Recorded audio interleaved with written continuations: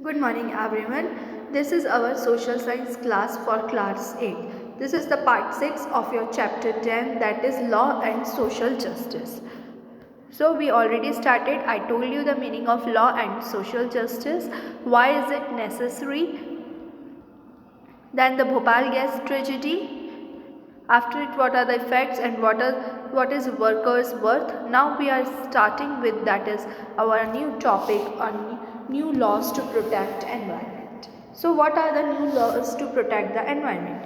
1984 there were very few laws protecting the environment in India and there was hardly any enforcement of these laws. अगर हम 1984 तक देखें तो ऐसे बहुत कम लॉज थे जो एनवायरनमेंट की प्रोटेक्शन के लिए थे, या फिर ऐसे लॉज भी थे जो कि बन तो चुके थे पर उनको एनफोर्स नहीं किया जाता था, यानी फॉलो नहीं किया जाता था. The environment was treated as a free entity and any industry could pollute the air and water without any restriction.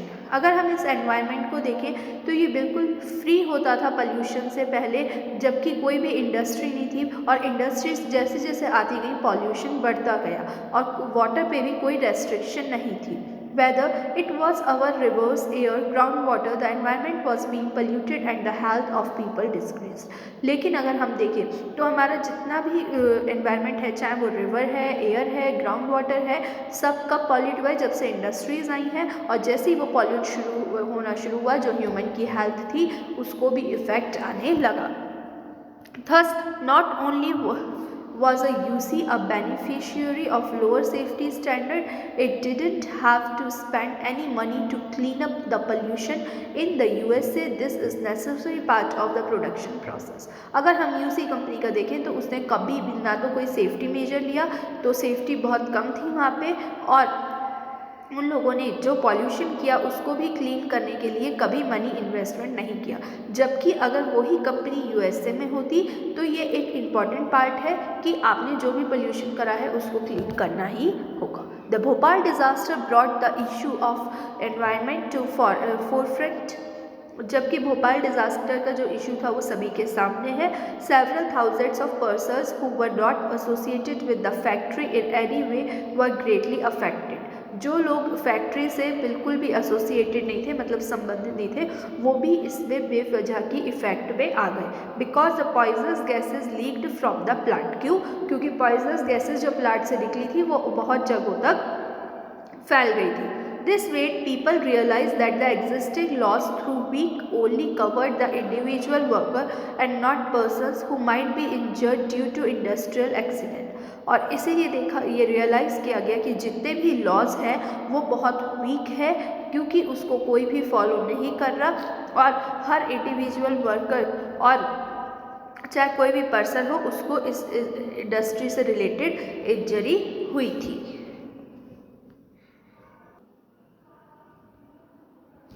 In response to this pressure from environmental activities and other, in the years following the Bhopal gas tragedy, the Indian government introduced new laws on the environment.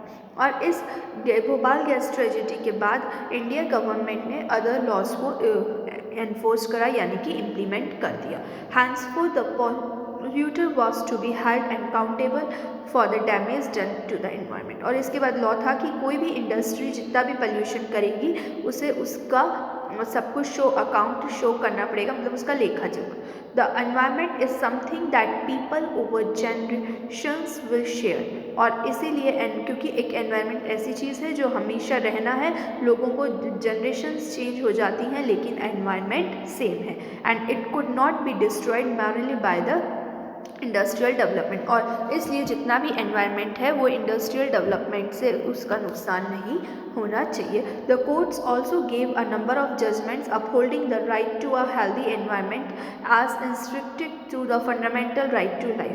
और इसीलिए healthy environment को right to life में include करा गया, और जजेस ने इस चीज़ का ध्यान रखा कि ऐसे लॉज इम्प्लीमेंट करें जिससे कि कोई भी एनवायरनमेंट को नुकसान नहीं कर सकता.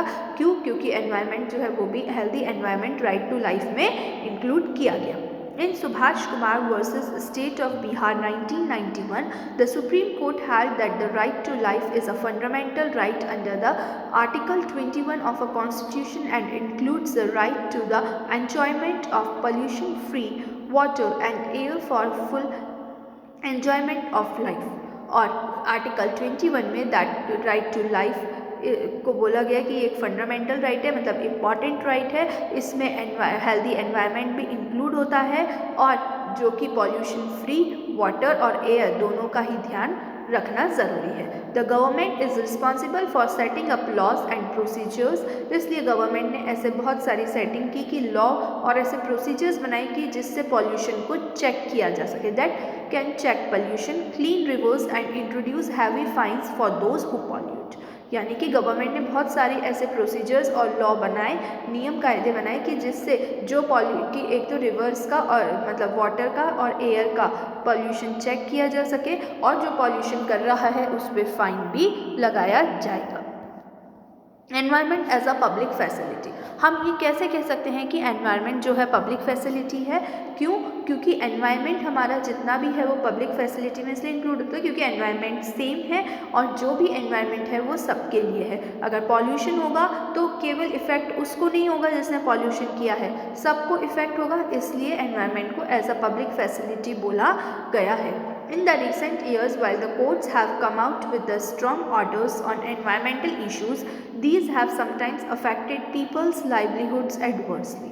अगर हम पुराने सालों में, पिछले सालों में कुछ देखें तो हमें देखने को मिलेगा कि जितने भी कोर्ट्स हैं वो बहुत स्ट्रॉन्ग ऑर्डर देते हैं इस चीज़ के लिए कि कोई भी एनवायरमेंटल इशू होता है तो उसके लिए जो उसको इफ़ेक्ट कर रहा है उसे कंपनसेशन अमाउंट देना पड़ेगा। These have sometimes affected by peoples livelihood adversely, और इवन कई बार ऐसा भी होता है कि लोगों के से भी एनवायरनमेंट को हार्म होता है।